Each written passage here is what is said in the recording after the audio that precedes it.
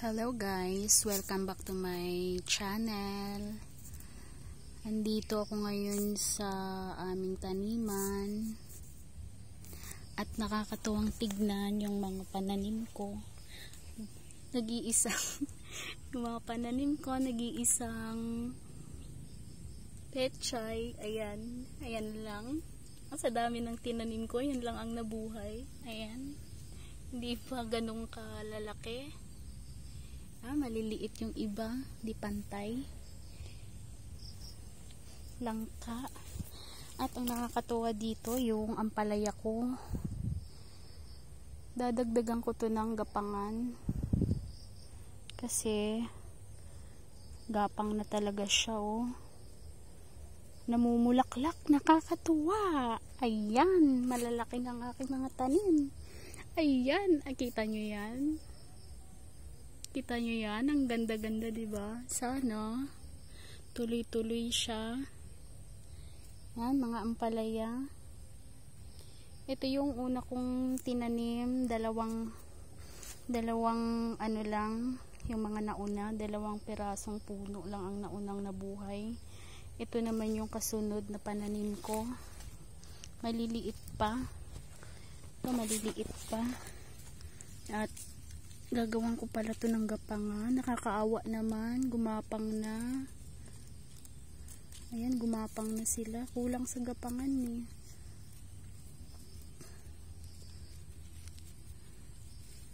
Ayan, maliliit pa yung iba, pero ito namumulaklak na. Ayan, nakakatuwa yung bulaklak niya. Sana hindi kainin ng mga insekto. Ayan wala siyang magapangan. Dito na lang. Kulang yung dadagdagan ko yung gawa ng gapangan nila. Ayan. Ito yung ampalaya. Ayan. At ito naman yung mga kamoting gumagapang. Ngayon, tingnan mo to.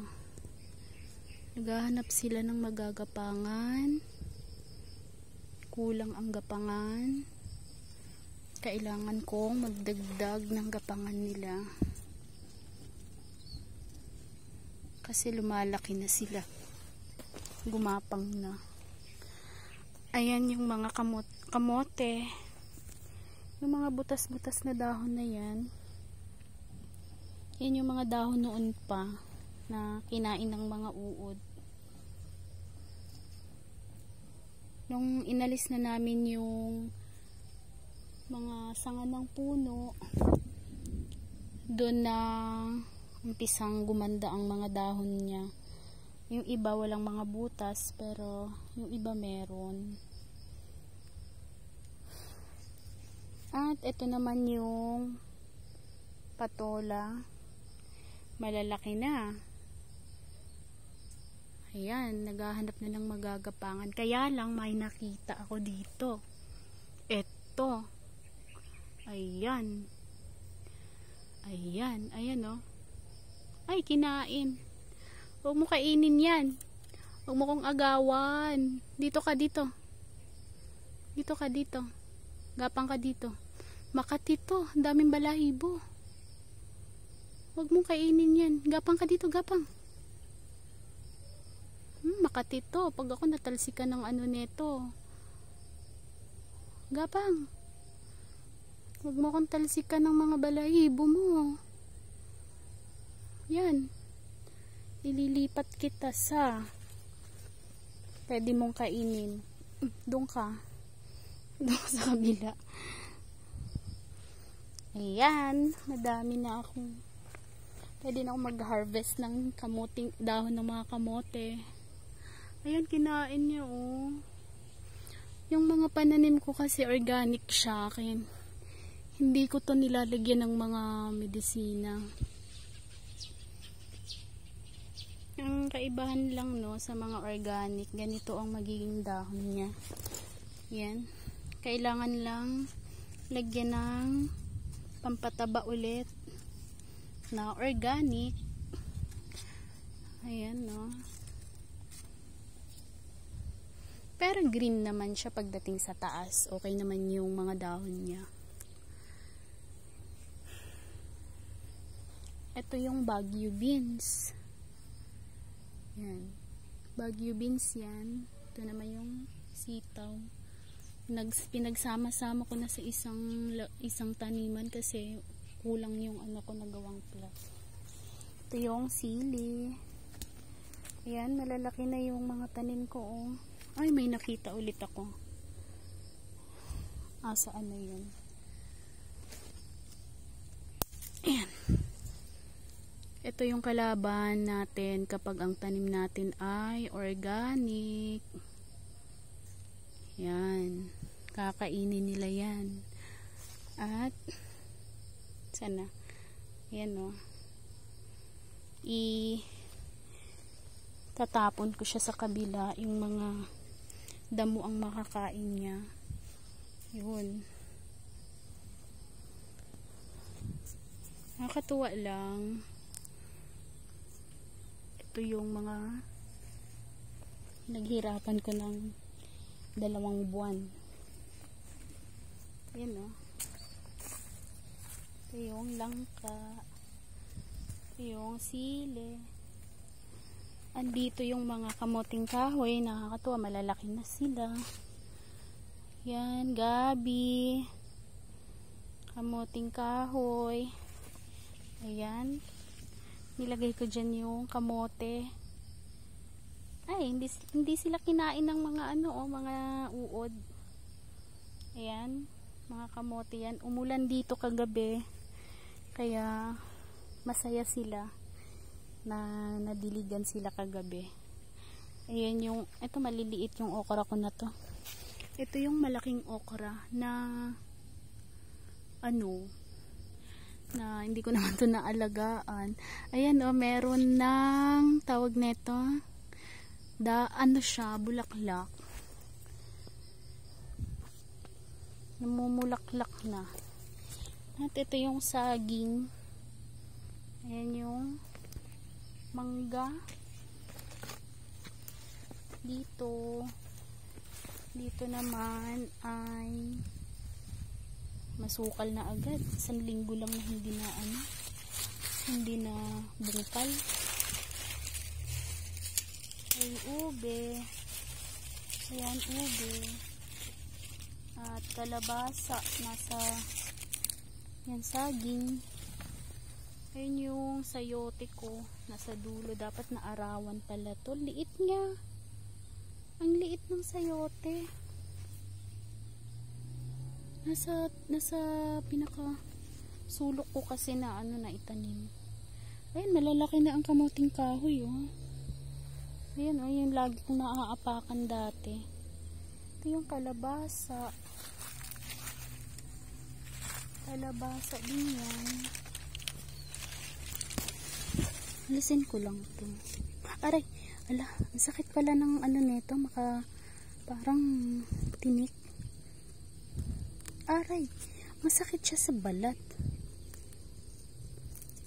Tinik ng kalabasa. Balat pala ng kalabasa.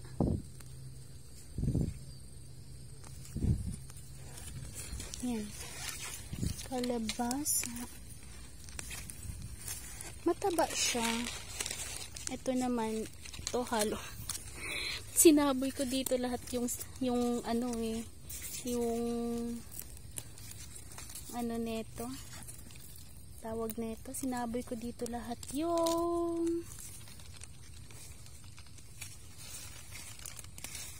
lahat ng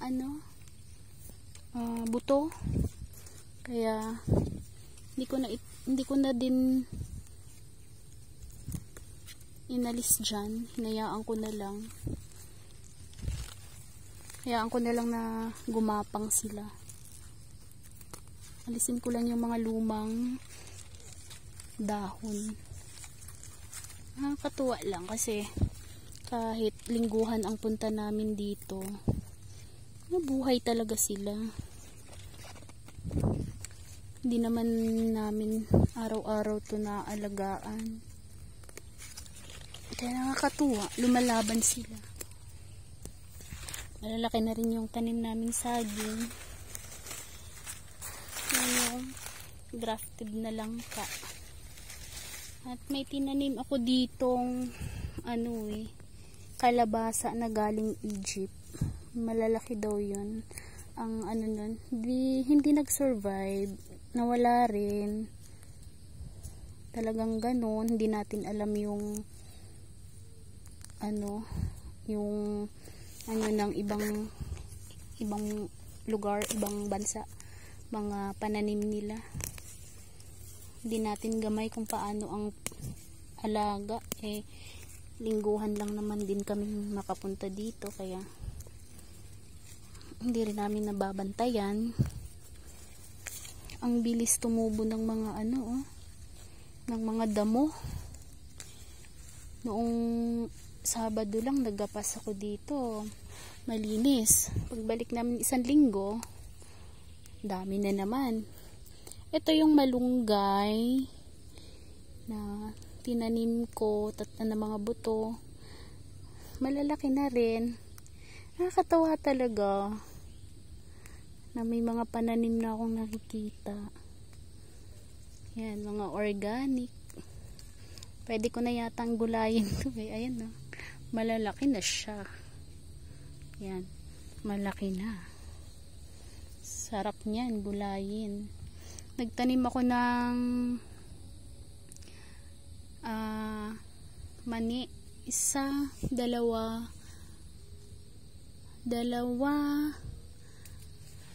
tatlo, apat lang ang nabuhay.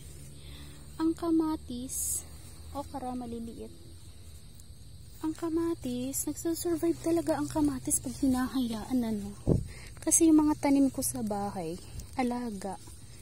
Ang liliit, hindi naman hindi ganito katataba. Ayun, alaga pa sa yun, dilig.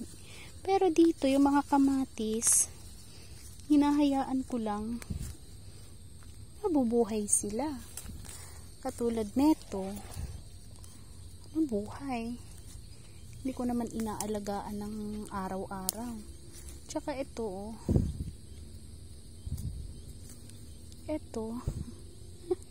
nabuhay din. Ayun, may kamatis dito, nabuhay. Ba yung kamay ko? Ayun. Ito yung guyabano, nabuto din ito, parang sili, no?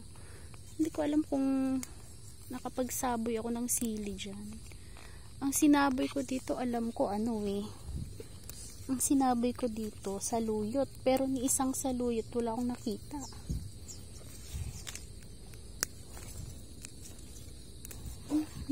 Dami na namang damo.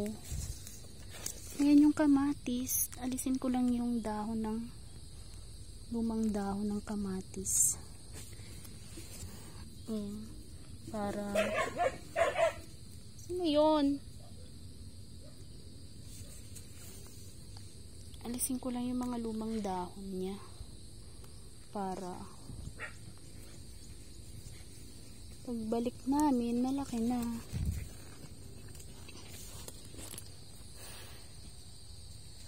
At ayan, no? Okra ay yung ayan, no? Ang tawag dito, halaman na to, makahiya. Ayan, no? Nahihiya na siya. Nahiya. Alisin ko lang yung mga lumang dahon ng malunggay para mabilis lumaki. Ayan.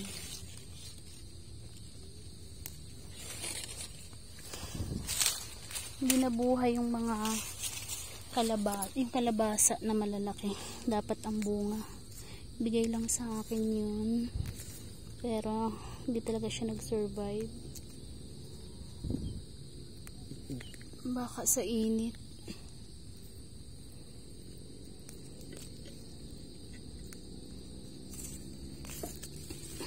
Ayan, malunggay.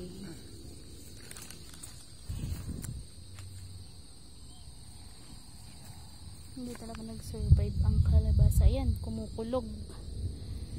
Kumukulog na naman. Kinain ng kalbo yung mga ano ko.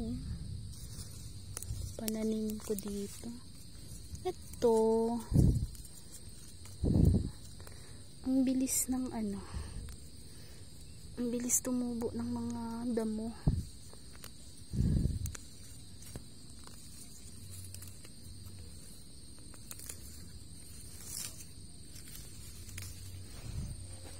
Ayan. Wala akong nakikitang saluyot dito.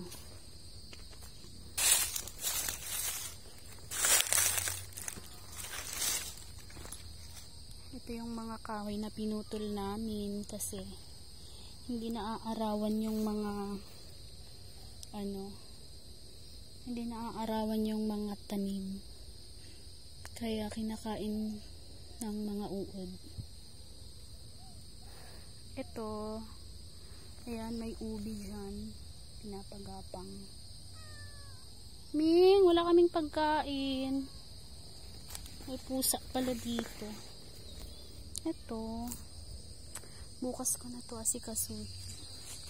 Wala naman kaming pagkain, Ming. Taga saan ka ba, Ming?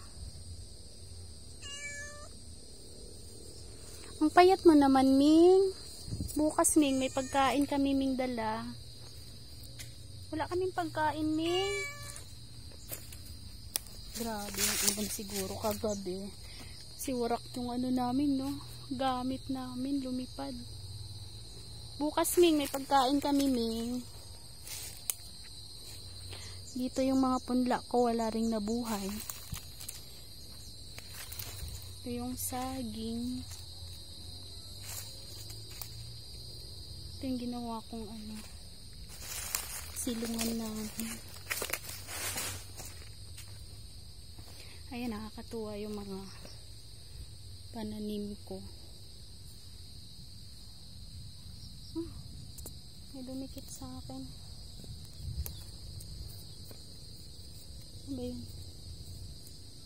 Ay, umalis ng dumikit. Ayan. Hapon na, kadadating lang namin. Kaya maya uuwi na rin kami. Ayan o, may bunga. Kaya mumulaklak na yung ampalaya ko. Nakakatuwa naman to o. Lumalaban talaga. Yan. Patola. Gumawa ko dito ng gapangan nila. Kaya lang kulang pa. Yan, gapangan. Dadamihan ko yan. Siguro kahoy na lang din ang ilalagay ko dito. Tatalian ko na lang. May pusa dito. Wala naman kaming pagkain. Bukas pa kami dadala ng pagkain. Balik ka bukas, Ming. Dadala kita pagkain bukas.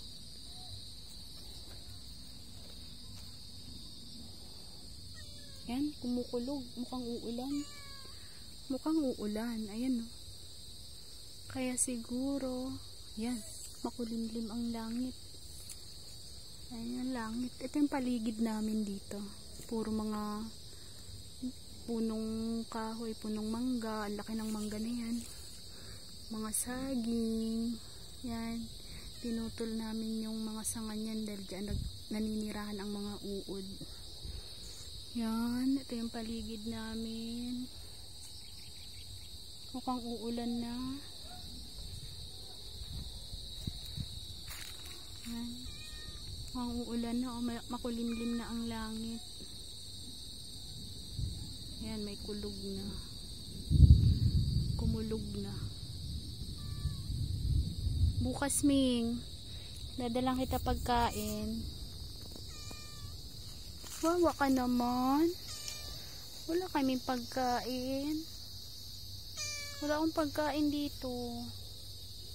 Wala kaming biskwit. Walang tinapay. Bukas, Ming. Sumagot si Ming.